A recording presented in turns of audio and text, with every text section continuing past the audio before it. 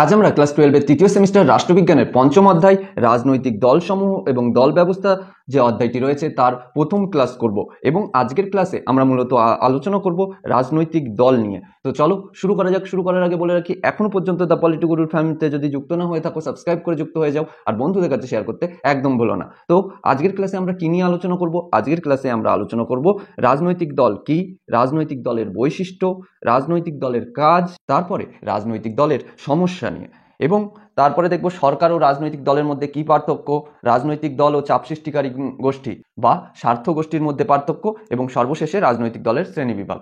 তো চলো দেখা যাক। তো রাজনৈতিক দল কি? খুব সহজভাবে যদি বলি, রাজনৈতিক দল হচ্ছে একটা স্বেচ্ছাসেবী সংস্থা বা সংগঠিত ব্যক্তিদের দল, অর্থাৎ কিছু মানুষ এক জায়গায় হয়ে একটা সংগঠন তৈরি করে যারা নিজের ইচ্ছায় ভালো ভালো কাজ করতে চায়, দেশের জন্য কাজ করতে চায়। এইরকম কিছু মানুষের একটা সংগঠন। শুধু সংগঠন হলেই তো হবে না, তার সঙ্গে আরও কিছু বিষয় জরুরি। যেরকম একটা হচ্ছে একই রকম রাজনৈতিক মতাদর্শে বিশ্বাসী। যেরকম উদাহরণ হিসেবে যদি বলি, কংগ্রেস যে রাজনৈতিক দলটি রয়েছে তাদের মতাদর্শ কি? সেকুলারিজম, গণতন্ত্র, সোশিয়ালিজম, তাই না? আবার দেখো বিজেপির মতাদর্শ কি, অর্থাৎ বিজেপি নামে যে রাজনৈতিক দল রয়েছে তাদের মতাদর্শ কি? হিন্দুত্ব, জাতীয়তাবাদ, ক্যাপিটালিজম, তাই না? মানে পুঁজিবাদ। ওকে, তো একই রকম মতাদর্শে বিশ্বাসী কিছু মানুষজন যখন একটা সংগঠন তৈরি করছে, এবং সেই সংগঠন অর্থাৎ ওই যে একই রকম মতাদর্শের মানুষরা মিলে যে সংগঠন তৈরি করছে, সেই সংগঠন কি করছে? সাংবিধানিক উপায়ে ক্ষমতা লাভ করতে চাইছে। অর্থাৎ ওই যে ভোটে দাঁড়াচ্ছে, ভোটে দাঁড়িয়ে তারা সরকার গঠন করতে চাইছে, তারা ক্ষমতা লাভ করতে চাইছে। এমন তো নয় যে কিছু বন্ধু মিলে একটা সংগঠন তৈরি করেছে, বন্ধুদের একটা টিম রয়েছে, তারা গুন্ডামি করে ক্ষমতা দখল করতে চাইছে, এমন নয়। হ্যাঁ, যদিও রাজনৈতিক দলরা কিছু ক্ষেত্রে এগুলো অ্যাপ্লাই করে, কিন্তু শেষ পর্যন্ত তাদেরকে ভোটে দাঁড়িয়েই ক্ষমতা দখল করতে হয়, তাই না? সেই রকম আরও কিছু বৈশিষ্ট্য, যেরকম জাতীয় স্বার্থগুলোকে গুরুত্ব দিয়ে কাজ করতে চায়, এবং সেই দলটা যারা একটা সংগঠন গঠন করছে একই রকম মতাদর্শের লোক নিয়ে, এবং তারা সাংবিধানিক উপায় অর্থাৎ নির্বাচনের মাধ্যমে ক্ষমতা দখল করতে চাইছে, এবং তারা জাতীয় স্বার্থ অর্থাৎ দেশের স্বার্থের কথা ভেবে কাজ করতে চাইছে, তাদেরকেই আমরা কি বলছি? রাজনৈতিক দল। এইরকম বেশ কিছু রাজনৈতিক দলের যদি আমরা উদাহরণ দিই, আম আদমি পার্টি, বিজেপি, কংগ্রেস, তারপরে আসছে টিএমসি, তারপরে আসছে সিপিআই, তারপরে সিপিআইএম। ওকে, তো ওভারঅল আমরা কি দেখলাম? একটা রাজনৈতিক দল বা পলিটিক্যাল পার্টি ইকুয়ালস টু তাদের একটা মতাদর্শ রয়েছে, অর্থাৎ তাদের একটা আদর্শ রয়েছে, এবং সেই আদর্শের ভিত্তিতে তারা একটা সংগঠন তৈরি করছে, তাই তো? এবং তারা সাংবিধানিক উপায়ে ক্ষমতা দখল করতে চাইছে, অর্থাৎ তারা নির্বাচনে অংশগ্রহণ করছে, প্লাস ওই যে ক্ষমতা লাভ করতে চাইছে, তাই তো? ক্ষমতা লাভ করতে চাইছে, তবেই আমরা তাকে কি বলছি? পলিটিক্যাল পার্টি বলছি। বলা হয় যে এই পলিটিক্যাল পার্টি হচ্ছে একটা গণতান্ত্রিক ব্যবস্থার ক্ষেত্রে একটা অপরিহার্য বিষয়। দেখো, আমরা গণতান্ত্রিক রাষ্ট্রে থাকি এবং প্রতিনিধিত্বমূলক গণতান্ত্রিক রাষ্ট্রে যখন এমন একটা রাষ্ট্রে থাকছি, তখন সবাই মিলে সরকার পরিচালনা করা সম্ভব নয়। আমাদের প্রায় 140-45 কোটি মানুষ রয়েছে আমাদের ভারতবর্ষে, আমরা 145 কোটি মানুষই পার্লামেন্টে গিয়ে আইন তৈরি করতে পারবো না। তো আমরা কিছু মানুষকে চুজ করছি, তাই না? সেই মানুষগুলো আমরা রাজনৈতিক দল থেকে চুজ করছি। আমরা একটা রাজনৈতিক দলকে বলছি, আমি তোমার মতাদর্শে বিশ্বাসী, আমি তোমাকে চুজ করলাম, তুমি আমার হয়ে কাজ করো। একটা উদাহরণ দিই, ধরো একটা বাস চলছে, এই বাসটাকে যদি তুমি রাষ্ট্র ধরো, দেশ ধরো, এবং বাসের যে যাত্রীগুলো রয়েছে সেগুলোকে জনগণ ধরো, এই বাসটাকে পরিচালনা কে করছে? ড্রাইভার। ওই ড্রাইভারটা হচ্ছে সরকার, এবং ওই ড্রাইভারের পদে কে বসবে, সেই গাড়িটা কে চালাবে, সেটা আমরাই চুজ করে দিচ্ছি। কোথা থেকে চুজ করছি? কাদের মধ্যে থেকে চুজ করছি? আমাদের সাধারণ মানুষের মধ্যে থেকেই। এবং সাধারণ মানুষের মধ্যে থেকেই সবাইকে তো চুজ করতে পারবো না, যারা দেশ পরিচালনা করতেই জানে না তাদেরকে তো চুজ করবো না। আমরা দেখব যে কে ভালো গাড়ি চালাতে পারে, এর জন্য আমরা কি করছি? পলিটিক্যাল পার্টিগুলোকে চুজ করছি।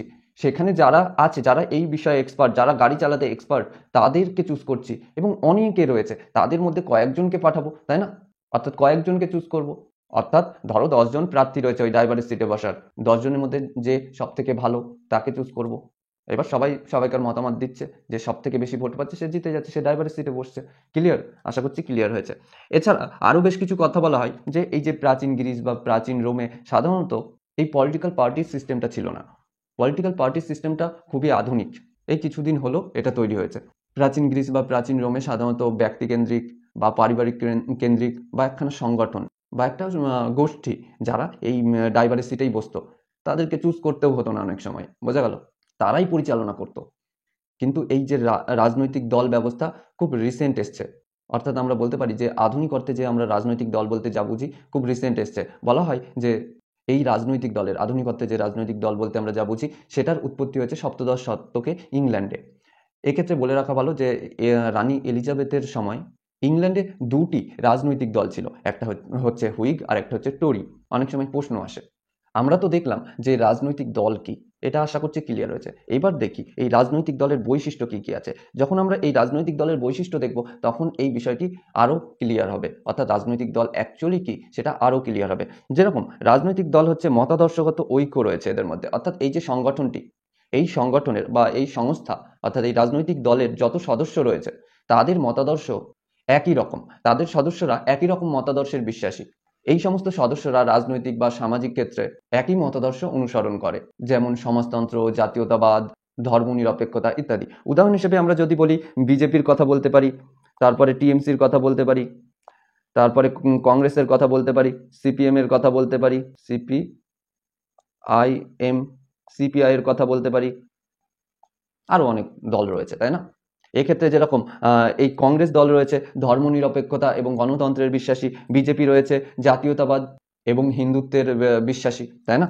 নেক্সট আসছে সাংগঠনিক কাঠামো। প্রতিটি রাজনৈতিক দলের একটা সাংগঠনিক কাঠামো রয়েছে, একটা নির্দিষ্ট নেতৃত্ব ব্যবস্থা রয়েছে, অনেকটা পিরামিডের মতো, ঠিক আছে, অনেকটা পিরামিডের মতো, যেখানে কেন্দ্রীয় ইউনিট রয়েছে, ঠিক আছে, তারপরে রাজ্য ইউনিট রয়েছে, আঞ্চলিক ইউনিট রয়েছে। যেরকম আমরা বিজেপি দলের যদি উদাহরণ দিই, তবে বিজেপি দলের জাতীয় সভাপতি রয়েছে, রাজ্য সভাপতি রয়েছে, তারপরে মণ্ডল সমিতি রয়েছে যেটা আঞ্চলিক স্তরে কাজ করে। ক্লিয়ার? নেক্সট আসছে রাজনৈতিক ক্ষমতা দখলের লক্ষ্য। প্রতিটা রাজনৈতিক দলই অ্যাকচুয়ালি নির্বাচনে অংশগ্রহণ করে রাজনৈতিক ক্ষমতা দখল করে এবং সেই ক্ষমতা দখল করার চেষ্টা করে, এটাই তাদের প্রধান লক্ষ্য, এবং এই ক্ষমতা দখল করে রাষ্ট্র পরিচালনা করতে চায়। যেরকম 2024 সালে বিজেপি সরকার কেন্দ্রীয় সরকার গঠন করে, তাই না? নেক্সট জাতীয় স্বার্থের পৃষ্ঠপোষকতা। বিভিন্ন রাজনৈতিক দল জাতীয় স্বার্থ পূরণের জন্য উদ্যোগী হয়ে ওঠে। বিভিন্ন রাজনৈতিক দলের মতাদর্শ আলাদা হতে পারে, কিন্তু তাদের একটা কমন ফ্যাক্টর হচ্ছে জাতীয় স্বার্থ পূরণ করা। তাদের মতাদর্শ আলাদা হলেও তারা বিভিন্ন পথ অবলম্বন করে এই জাতীয় স্বার্থ পূরণ করার চেষ্টা করে।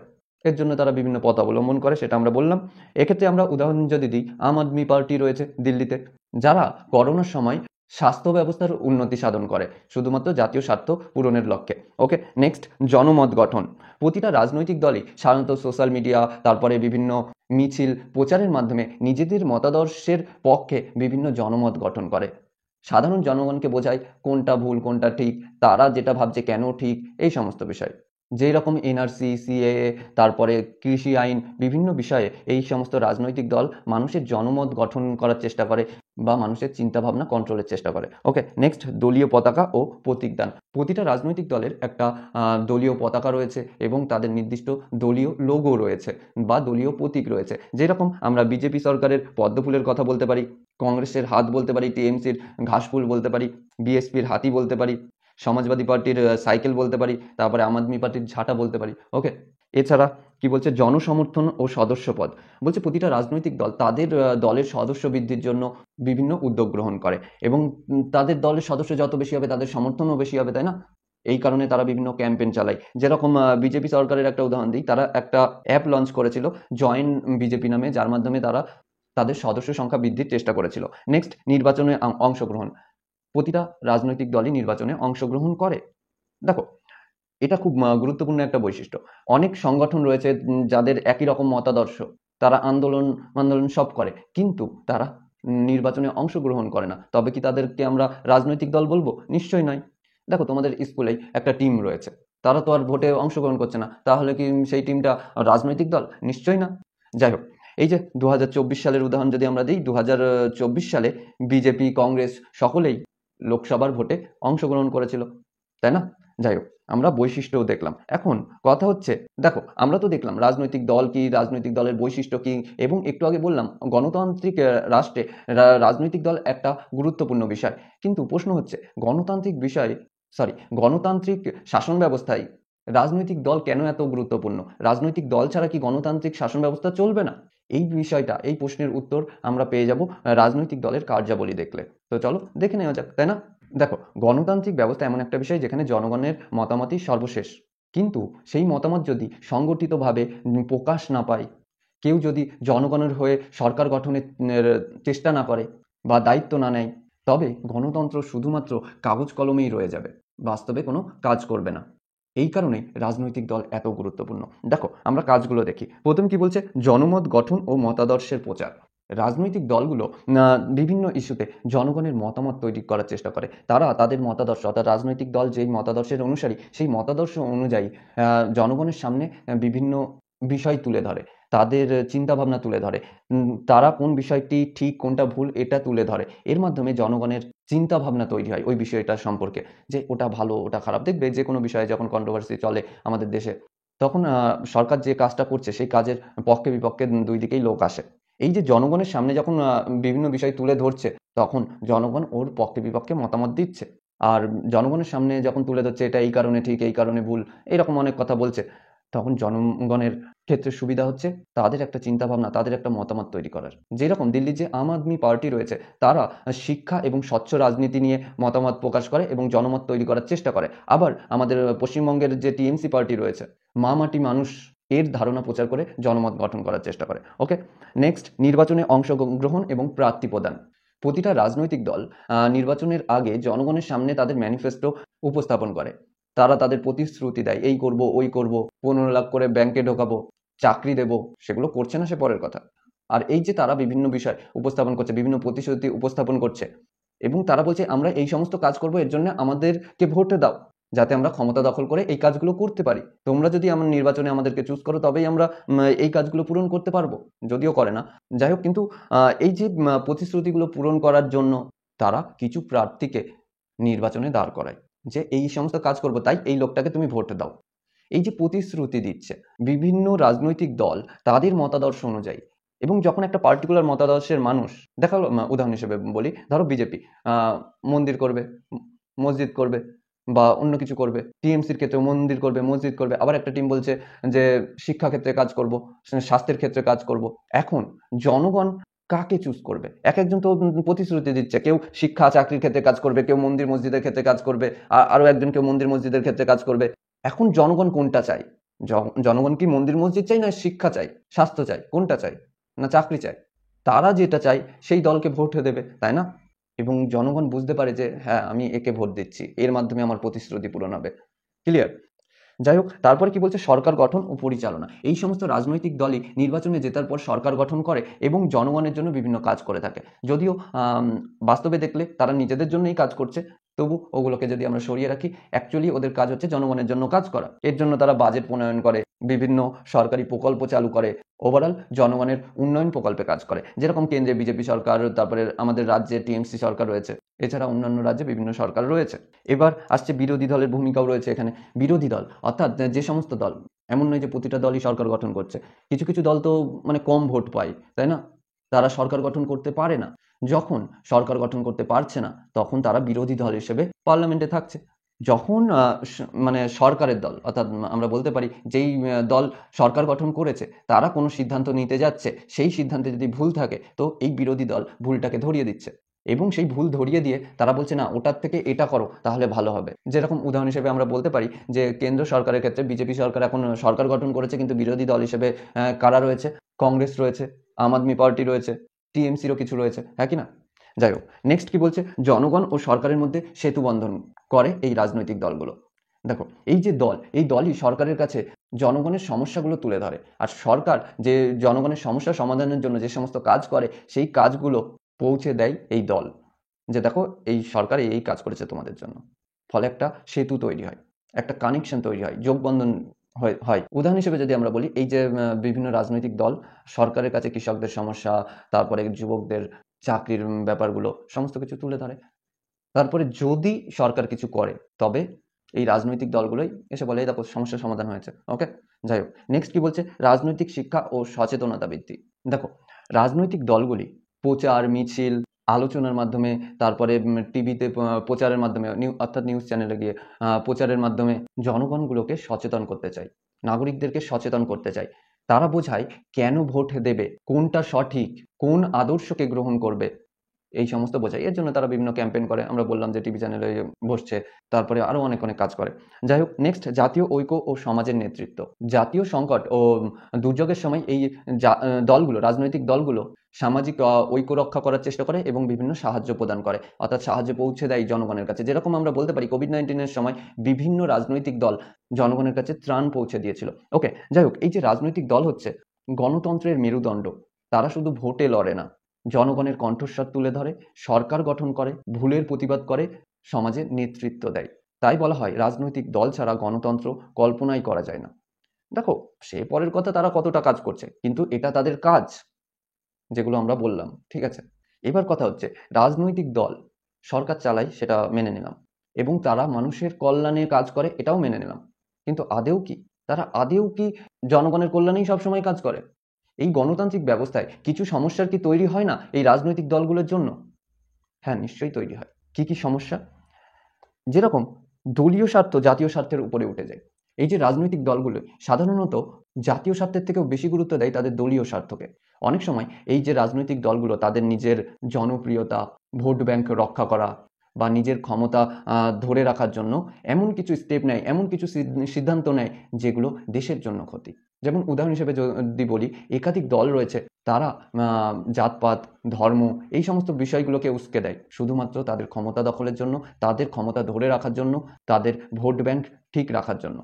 তুমি দেখবে বর্তমানে বেশিরভাগ দলই এমন কাজ করছে, শিক্ষার কথা কেউ বলছে না, চাকরির কথা কেউ বলছে না, স্বাস্থ্যের কথা কেউ বলছে না, হিন্দু মুসলিম নিয়ে লড়াই করাচ্ছে, উঁচু জাতি নিচু জাতি নিয়ে লড়াই করাচ্ছে, ভাষা নিয়ে লড়াই করাচ্ছে, শুধুমাত্র তাদের ক্ষমতা ধরে রাখার জন্য, তাদের ভোট ব্যাংক ঠিক যাতে থাকে। আমরা বাঙালিকে সাপোর্ট করব, তবে বাঙালিরা আমাকে ভোট দেবে। আমি হিন্দুকে সাপোর্ট করব, তবে হিন্দুরা আমাকে ভোট দেবে। আমি মুসলিমকে সাপোর্ট করব, তবে মুসলিমরা আমাকে ভোট দেবে। আমরা দলিতদের সাপোর্ট করব, তাহলে দলিতরা আমার ভোট দেবে। এইরকম বোঝাতে পারছি? যাই হোক, নেক্সট, দুর্নীতি ও কালো টাকার ব্যবহার। বেশিরভাগ রাজনৈতিক দলই এই দুর্নীতি এবং কালো টাকার সঙ্গে জড়িত, ব্ল্যাক মানি, তাই না? দেখো কেন জড়িত? তারা নির্বাচনের সময় বিভিন্ন খরচ করে, প্রচুর পরিমাণে টাকা খরচ করে। এই টাকা আসবে কোথা থেকে? দেখা গেলো একজন গুন্ডা বলছে আমাকে ভোটে দাঁড় করাবো, রাজনৈতিক দল বলছে ওকে দাঁড় করাবো, তুমি টাকা দাও, সে টাকা দিচ্ছে। এছাড়া বিভিন্ন ব্যবসায়ীদের ব্ল্যাক মানি তারা ডোনেশন হিসেবে নিচ্ছে। এখন যখন একজন ডোনেশন হিসেবে নিচ্ছে, ধরো কোনো একটা সরকার একজন ব্যবসায়ীর কাছ থেকে ডোনেশন হিসেবে টাকা নিচ্ছে, যখন সে সরকার গঠন করবে তাকে তো কিছু সুযোগ সুবিধা দিতে হবে, কারণ সে ডোনেট করেছে, তাকে হেল্প করেছে, তাই না? যেটা দেশের জন্য বেশ ক্ষতিকারক। যাই হোক, নেক্সট, ব্যক্তি কেন্দ্রিক রাজনীতি। এই রাজনৈতিক দলগুলো এমন হয়ে যায় যে একজন ব্যক্তিকেই সর্বশ্রেষ্ঠ ভগবানের মানে স্থানে বসিয়ে দেয়। যেরকম বিজেপি সরকারের ক্ষেত্রে যদি আমরা বলি, মোদিজি, বিজেপি সরকার কতজন চেনে? বেশিরভাগ মোদিজির সরকার। টিএমসি সরকার কতজন চেনে? টিএমসি থেকে মমতার সরকার, দিদির সরকার, এটাকেই বেশি মানুষ চেনে। হ্যাঁ, এমন নয় চেনে না, তুমি চেনো, আমি জানি, কিন্তু তুমি ভাবো বিজেপিতে মোদিজি যদি চলে যায় তাহলে অন্য কারো কল্পনাই তুমি হয়তো আনতে পারবে না। টিএমসিতে যদি মমতা ব্যানার্জি চলে যায় তুমি অন্য কারো হয়তো কল্পনাই আনতে পারবে না। হ্যাঁ, তুমি দেখো অভিষেক ব্যানার্জির কথা, একসময় ওকে কেউ চিনতই না, ওকে যদি ফ্রন্টে না আনতো কে? মমতা ব্যানার্জি, তাই না? তুমি হয়তো কয়েকজনের নাম জানো, তার কারণ হচ্ছে তুমি রাজনৈতিক বিষয়গুলো সম্পর্কে একটু খোঁজ রাখো, তাই হয়তো ওই দলের নেতাদের নাম জানো। নেক্সট আসছে পারিবারিক রাজনীতি। অনেক দল অনেক সময় একটা পরিবারের হাতে চলে যায়, অনেকটা সেই রাজাদের মতো, এই রাজার ছেলে রাজা হবে। সেরকম অনেক দলে যে নেতা, সেই নেতাই পরবর্তীতে নেতা হচ্ছে, অর্থাৎ প্রধানমন্ত্রী পদে বসছে। তুমি কংগ্রেসের কথা যদি ভাবো, কংগ্রেস এক সময় ওই যে গান্ধী পরিবারের মধ্যে চলে যায়, তাই না? যেরকম প্রথমে জওহরলাল নেহরু ছিল, তারপরে ইন্দিরা গান্ধী আসলো, তারপরে রাজীব গান্ধী, তারপরে রাহুল, তারপরে প্রিয়াঙ্কা, তাই না? তারপরে সমাজবাদী পার্টির কথা যদি বলি, মুলায়ম, তারপরে অখিলেশের হাতে চলে যাচ্ছে। তারপরে শিবসেনার কথা যদি বলি, বাল ঠাকরে, তারপরে উদ্ভব, তারপরে আদিত্যের কাছে চলে যাচ্ছে। তুমি ভাবো একটি দল যদি একটা পরিবারের হাতে চলে যায়, একটা পরিবারই সেখানে তার প্রতিপত্তি খাটাচ্ছে, তবে কি সাধারণ মানুষ নেতৃত্বে আসতে পারবে? নিশ্চয়ই নয়। তো এই সমস্যা দেখা দেয়। এছাড়া প্রকৃত বিষয়ের বদলে বিভ্রান্তি সৃষ্টি। অনেক দল রয়েছে যেগুলো জনগণের মেন সমস্যা নিয়ে আলোচনা করার পরিবর্তে একেবারে অপ্রাসঙ্গিক বিষয়গুলো নিয়ে আলোচনা শুরু করে দেয়, সেই সমস্ত বিষয় নিয়ে কাজ করা শুরু করে দেয়। উদাহরণ হিসেবে যদি আমরা বলি, অনেক দল রয়েছে যারা সিনেমায় কোন সংলাপ, অর্থাৎ কোন স্ক্রিপ্ট ইউজ করছে, এই সিনেমায় এই কথাটা বলেছে, বা পুরনো কোনো ইতিহাস নিয়ে বিতর্ক শুরু করে দিচ্ছে, কিন্তু সাধারণ জনগণের উন্নতি কিভাবে হবে সেইগুলো নিয়ে কোনো কথা বলছে না। এই যে মূল্যবৃদ্ধি হচ্ছে এত জিনিসের, এগুলো নিয়ে কোনো কথা বলছে না। এই যে চাকরি নেই, চাকরি নিয়ে দুর্নীতি হচ্ছে, এই সমস্ত নিয়ে কোনো কথা বলছে না। এই যে বেকার এত বেড়ে যাচ্ছে, কথা বলছে না। শিক্ষার অবস্থা খারাপ, কিছু বলছে না। ক্লিয়ার হচ্ছে কথা? নেক্সট আসছে বিরোধীর মত দমন। ক্ষমতায় থাকা দল তারা বিরোধীদের যে ভয়েস সেটা কমানোর চেষ্টা করে, অর্থাৎ দমানোর চেষ্টা করে। তারপরে সংবাদ মাধ্যমকে নিজের কন্ট্রোলে আনার চেষ্টা করে, যাতে তারা শুধুমাত্র আমাদের হয়ে কথা বলে, আমাদের নামে যদি ভুলভাল কথা বলে, আমাদের বিরুদ্ধে যদি কথা বলে, তবেই তাদের চ্যানেল আমি বন্ধ করে দেবো। এইরকম বিভিন্ন দল করে থাকে। এছাড়া বিভিন্ন আন্দোলনকারী ও প্রতিবাদকারীদেরকে দমন করার চেষ্টা করে। উদাহরণ হিসেবে যদি বলি, সাংবাদিকদের জেলে পাঠিয়ে দিচ্ছে, আন্দোলনকারীদের উপর লাঠিচার্জ করছে, এবং সরকারের বিরুদ্ধে যে সমস্ত টিভি চ্যানেলগুলো বলছে সেই সমস্ত টিভি চ্যানেলকে বন্ধ করে দিচ্ছে। তুমি ভাবো, গণতন্ত্রে যদি সবাই কথা না বলতে পারে, কোশ্চেন না করতে পারে, তবে সেটা কেমন গণতন্ত্র? যাই হোক, নেক্সট কি বলছে, আদর্শের অভাব। অর্থাৎ প্রতিটা রাজনৈতিক দল তারা একটা আদর্শ নিয়ে আসে, আমরা এই করব, আমরা ওই করব, আমি এই আদর্শের বিশ্বাসী। কিন্তু কিছুদিন পর সেই আদর্শ কোথায় উড়ে যায়, টর্চ নিয়ে খুঁজলেও পাবে না। যখনই ক্ষমতা দখল করে নিচ্ছে, তার আদর্শও উড়ে যাচ্ছে। তখন শুধুমাত্র ক্ষমতা দখলের জন্য যা করার তাই করছে, জাতপাত নিয়ে কথা বলছে, ধর্ম নিয়ে কথা বলছে, পুরনো ইতিহাস নিয়ে কথা বলছে, ওই দলের ভয় দেখাচ্ছে, সংখ্যালঘুদেরকে বলছে ওই দেখো ওই দল তোমাদেরকে তাড়িয়ে দেবে, তোমাদের ক্ষতি করবে, তোমাদের অধিকার কেড়ে নেবে। একসময় যেই দল দুর্নীতির বিরুদ্ধে লড়াই করেছে, এখন সেই দলই দেখা যায় যে দুর্নীতিগ্রস্ত নেতাদের বা লোকদের তাদের দলে স্থান দিচ্ছে, দিয়ে বলছে তুমি খুব ভালো লোক। অনেকটা সেই ওয়াশিং মেশিন টাইপের, যে দুর্নীতিগ্রস্তদেরকে নিজেদের দলে ঢুকিয়ে নিচ্ছে আর বলছে তুমি ক্লিন, তোমার কোনো অপরাধ নেই। কোনো দল এইরকম আছে যে সংখ্যালঘুদের ভোটে জিতছে, কোনো দলের নেতা দেখা হলো সংখ্যালঘু ভোটের দ্বারা জিতছে বা দলিতদের ভোটের দ্বারা জিতছে, জেতার পর রাতারাতি সে দল বদল করে নিচ্ছে, নিয়ে এদের স্বার্থ ভুলে যাচ্ছে পুরোপুরি, যে আমি ওদের ভোটে জিতেছি, ওদের জন্য কিছুটা কাজ করব। না, করছে না, নিজের স্বার্থে কাজ করছে। ক্লিয়ার হচ্ছে কথা? নেক্সট, ভোট ব্যাংক রাজনীতি। বিভিন্ন দল তাদের ভোট ব্যাংক বাঁচানোর জন্য, অর্থাৎ তারা যাতে ভোট পায় তার জন্য বিভিন্ন জাতপাত ধর্ম নিয়ে কথা বলছে, এবং এই জাতপাত ধর্মকে কাজে লাগিয়ে তারা ভোট সংগ্রহ করছে। উদাহরণ হিসেবে যদি বলি, একটা দল সংখ্যালঘুদের নিয়ে কথা বলছে, আবার আরেকটা দল সংখ্যাগুরুদের নিয়ে কথা বলছে, এবং তাদেরকে উস্কে দিয়ে তারা ভোট সংগ্রহের চেষ্টা করছে। এর ফলে কি হবে, সমাজ বিভক্ত হয়ে যাচ্ছে, সংখ্যালঘু এবং সংখ্যাগুরু। তুমি বর্তমান পরিস্থিতি দেখলেই বুঝতে পারবে, হিন্দু মুসলিমের মধ্যে একটা পার্থক্য সৃষ্টি হয়েছে, যদিও ভারতে হিন্দু মুসলিম একসঙ্গে থাকে, তারপরেও পার্থক্য সৃষ্টি হয়েছে। আর এই যে বিভক্ত হয়ে যাচ্ছে সমাজে, এর ফলে মানুষ আর মানুষ থাকছে না, হয়ে যায় একটা ভোট ব্যাংক জাস্ট। বোঝা গেল? দেখো, রাজনৈতিক দল ছাড়া গণতন্ত্র অসম্ভব, এটা ঠিক। কিন্তু রাজনৈতিক দলগুলো যদি নিজের সীমাবদ্ধতা, তার সীমা কতটা, এটা মেনে না চলে, তখন বড় প্রবলেম। তারা যদি তাদের সীমাবদ্ধতা মেনে না চলে, তবে গণতন্ত্র নামমাত্রই থেকে যাবে, অ্যাকচুয়ালি কোনো গণতন্ত্র থাকবে না। ওকে, যাই হোক, এখন তোমরা আমাকে প্রশ্ন করতেই পারো, দাদা এতক্ষণ তো রাজনৈতিক দল, সরকার এত কিছু বলছো, তুমি আগে বলো সরকার এবং রাজনৈতিক দলের পার্থক্য কি? দেখো, সরকার ও রাজনৈতিক দলের পার্থক্য খুব সহজভাবে বোঝো। একটা বাসের উদাহরণ নাও, একটা বাস যেটাকে আমরা দেশ বলতে পারি, এবং সেইখানকার যে যাত্রী সেগুলো সাধারণ জনগণ, এবং সেই সাধারণ জনগণ ঠিক করে সেই বাসের ড্রাইভার কে হবে। ওই ড্রাইভারটা হচ্ছে সরকার, আর ওই ড্রাইভারের পদে যে বসবে, অর্থাৎ প্রার্থী, যাদেরকে ভোটে জিততে হয় জনগণের দ্বারা, জনগণ ঠিক করে তুমি ড্রাইভার হবা, ওই প্রার্থী হচ্ছে রাজনৈতিক দল। অনেকগুলো প্রার্থী থাকে যারা ওই ড্রাইভারের সিটে বসবে, যখনই ওই ড্রাইভারের সিটে বসে যাচ্ছে ওই প্রার্থী, কোনো একজন প্রার্থী, সে সরকার হয়ে যাচ্ছে। আর যখনই সে ওই সিটে বসার জন্য প্রতিদ্বন্দ্বিতা করছে, তখন সে রাজনৈতিক দল। এই যে বর্তমানে মোদিজি কেন্দ্র সরকারে রয়েছে, তিনি হচ্ছে এই ভারত নামে বাসটার ড্রাইভার, আর যখনই তার কার্যকাল শেষ হয়ে যাচ্ছে, 5 বছর হয়ে যাচ্ছে, সে আবার তার দলে ফিরে যাচ্ছে। বোঝা গেল? আশা করছি ক্লিয়ার হয়েছে। এবার আসছে স্বার্থগোষ্ঠী ও রাজনৈতিক দলের মধ্যে পার্থক্য কি। খুব সিম্পল, দেখো, রাজনৈতিক দল দেশের শাসন ব্যবস্থায় সরাসরি অংশগ্রহণ করে, তারা নির্বাচনে দাঁড়িয়ে ক্ষমতা দখল করে। কিন্তু চাপ সৃষ্টিকারী গোষ্ঠী যেগুলো রয়েছে, তারা নির্বাচনে দাঁড়ায় না, তারা ভোটে দাঁড়ায় না, তাদের ক্ষমতা দখল করা মেন লক্ষ্য নয়। তারা একটা পার্টিকুলার বিষয় নিয়ে জনগণের মতামত গঠন করে সরকারের উপর চাপ সৃষ্টি করে। উদাহরণ হিসেবে যদি আমরা বলি, রাজনৈতিক দল, সেই যে বাস বলছিলাম না, বাস বাস এই বাসের জনগণ, অর্থাৎ যাত্রীরা তারা যাতে খুব ভালোভাবে যেতে পারে, তাদের বসার সিট যাতে ভালো হয়, এই সমস্ত, মানে তাদের ভালো মন্দ দেখা, তাই না?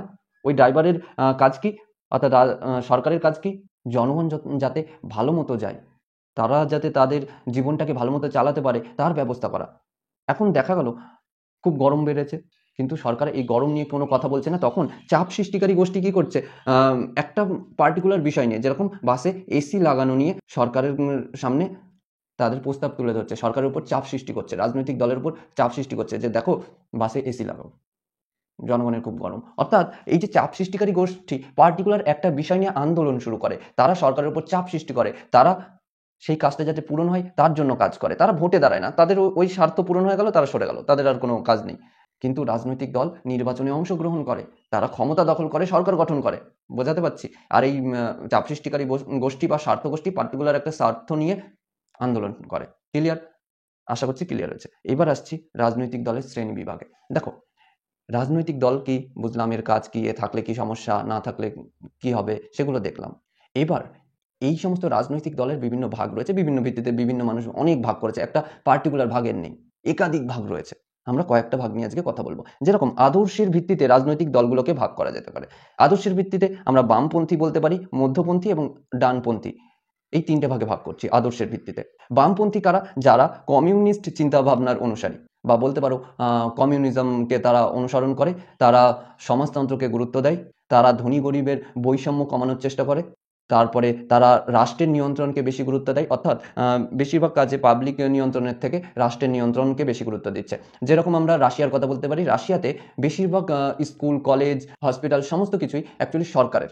আমরা আমাদের ভারতবর্ষে দেখতে পাচ্ছি প্রাইভেট হসপিটাল, প্রাইভেট স্কুল রয়েছে, যেই লেভেলের রয়েছে সেটা রাশিয়াতে সরকারি স্কুলে সেই রকম লেভেল। অর্থাৎ তুমি ভাবো যে আমাদের বেসরকারি হসপিটাল, নার্সিংহোমে যে সমস্ত সুযোগ সুবিধা রয়েছে, যত ফ্যাসিলিটি রয়েছে, সেগুলো রাশিয়ার সরকারি হসপিটালে রয়েছে। তো এই যে বামপন্থী যে দলগুলো রয়েছে, তারা সাধারণত সরকারি নিয়ন্ত্রণ বেশি রাখতে চায়, অর্থাৎ রাষ্ট্রের হস্তক্ষেপ থাকবে, ব্যক্তি মালিকানা কম থাকবে, এর সাপোর্টার এই বামপন্থীরা।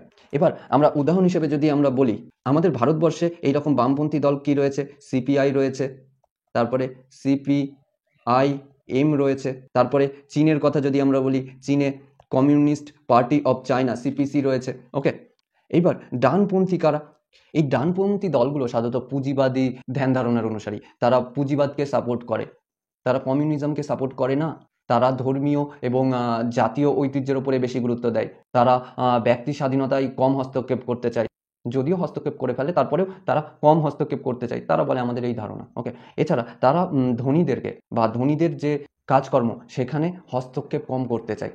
আমরা উদাহরণ হিসেবে এই ডানপন্থী দল হিসেবে আমরা ভারতের বিজেপিকে বলতে পারি, তারপরে ইউএসের রিপাবলিকান পার্টিকে বলতে পারি, তারপরে ইউকের কনজারভেটিভ পার্টিকে বলতে পারি। ওকে, এবং এবার আসছে মধ্যপন্থী। মধ্যপন্থী কারা? যারা এই বামপন্থী এবং ডানপন্থী মতবাদকে বা এদের দুজনের মতকে একখানা ব্যালেন্সে নিয়ে আসে, যে যখন যেটা দরকার, কখনো বামপন্থী ধ্যান ধারণার অনুসরণ করা উচিত, তো তখন তারা বামপন্থী ধ্যান ধারণার অনুসরণ করছে, আবার কখনো ডানপন্থী ধ্যান ধারণার অনুসরণ করা উচিত, তখন তারা ডানপন্থী ধ্যান ধারণার অনুসরণ করছে।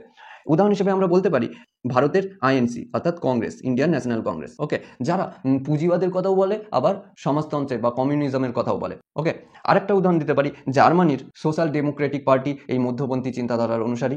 ফ্রান্সের লা রিপাবলিক অ্যান্ড মার্স নামে যে পার্টি রয়েছে, সেও এই মধ্যপন্থীর অনুসারী। একটা রিয়েল উদাহরণ দিই, তাহলে তোমরা বুঝতে পারবে।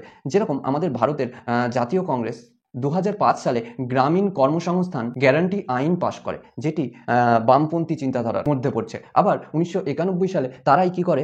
বাজার অর্থনীতি চালু করে, যেটা ওই যে পুঁজিবাদী ধ্যান ধারণার, তাই না? তারা একটা ব্যালেন্স ক্রিয়েট করে, তাদের যখন যেটা মনে হয় সেটা নেয়। ওকে, এটা গেল আদর্শের ভিত্তিতে আমরা তিনখানা দেখলাম। এবার কর্মপরিধির ভিত্তিতে দেখবো। এখানে টাইপিং মিস্টেক রয়েছে, লেখা হয়নি। কর্ম পরিধির ভিত্তিতে ভিত্তিতে অর্থাৎ তারা কোন অঞ্চলে শাসন করছে, তাদের এলাকা কত দূর, যার মধ্যে আমরা জাতীয় দল এবং আঞ্চলিক দলের কথা বলতে পারি। আঞ্চলিক দলের মধ্যে টিএমসির কথা বলতে পারি, এবং জাতীয় দলের ক্ষেত্রে বিজেপি এবং আইএনসিকে রাখতে পারি। ঠিক আছে, আইএনসি। এই যে কর্মপরিধির ভিত্তিতে যে দলের ভাগ আছে, জাতীয় দল এবং আঞ্চলিক দল, এগুলো কি, এগুলো আমরা পরের ক্লাসে করব। এই ক্লাসে করা যেত, কিন্তু পরের ক্লাসে করি আমরা, ঠিক আছে, আরো ডিটেলসে করব। যাই হোক, নেক্সট আসছে রাজনৈতিক দলের শ্রেণীবিভাগের মধ্যে আরো কয়েকটা, সেটা হচ্ছে শাসন ব্যবস্থার ভিত্তিতে রাজনৈতিক দলের শ্রেণীবিভাগের। শাসন ব্যবস্থার ভিত্তিতে যে দলের বিভাগ রয়েছে, যার মধ্যে একদলীয়, দ্বিদলীয় এবং বহুদলীয় রয়েছে।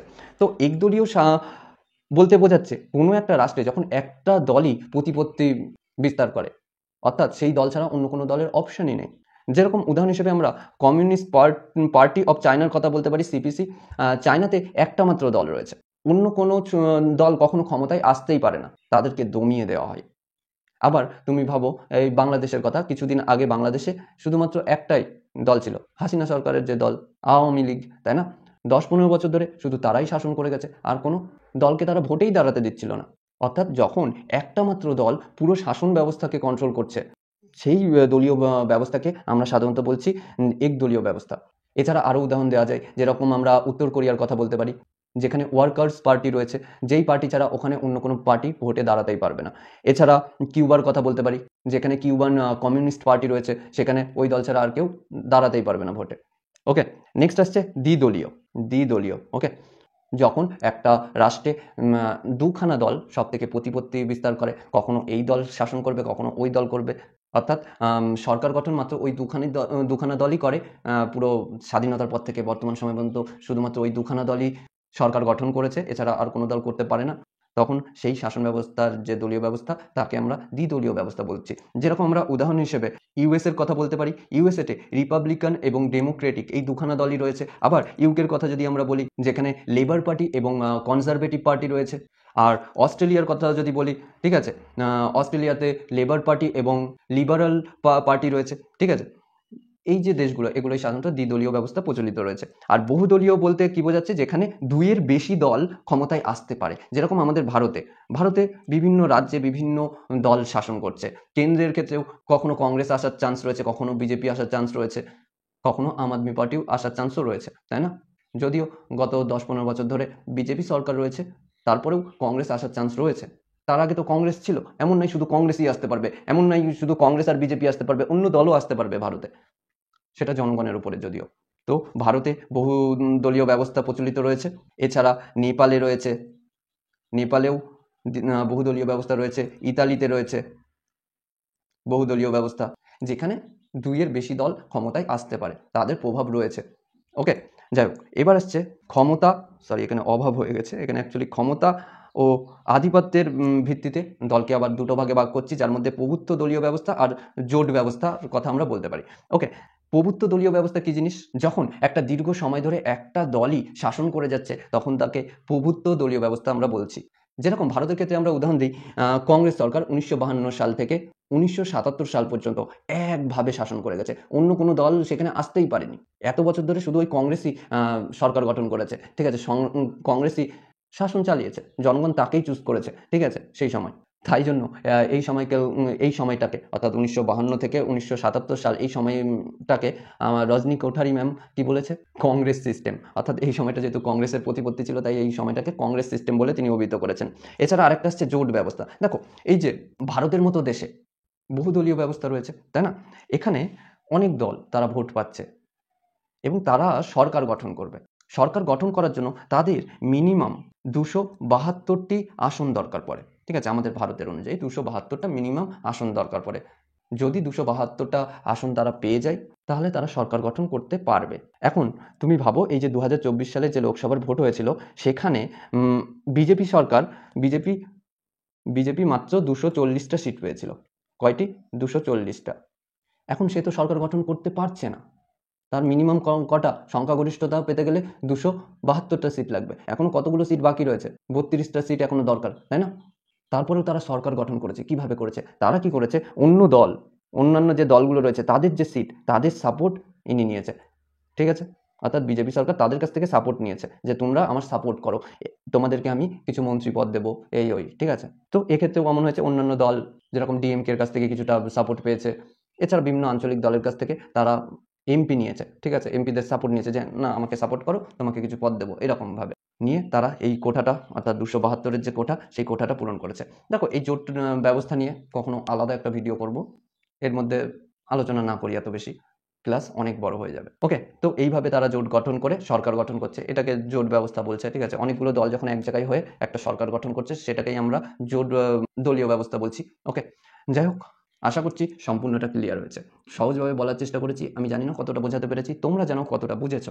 তো আজকে এই পর্যন্তই, সঙ্গে থাকার জন্য ধন্যবাদ। আর একটা কথা তোমাদের কাছ থেকে একটা মতামত চাই, সেটা হচ্ছে সিলেবাস শেষ করতে করতে এবিটি এটা সলভ করাবো, নাকি আগে সিলেবাস শেষ করে নিয়ে এবিটি সলভ করাবো, সেটা কমেন্ট করে একটু জানাও। ওকে, তো চলো, আজকে এই পর্যন্তই, সঙ্গে থাকার জন্য ধন্যবাদ। আর হ্যাঁ, এখনো পর্যন্ত যদি পরিবারে যুক্ত না হয়ে থাকো, সাবস্ক্রাইব করে যুক্ত হয়ে যাও, আর বন্ধুদের কাছে শেয়ার করতে একদম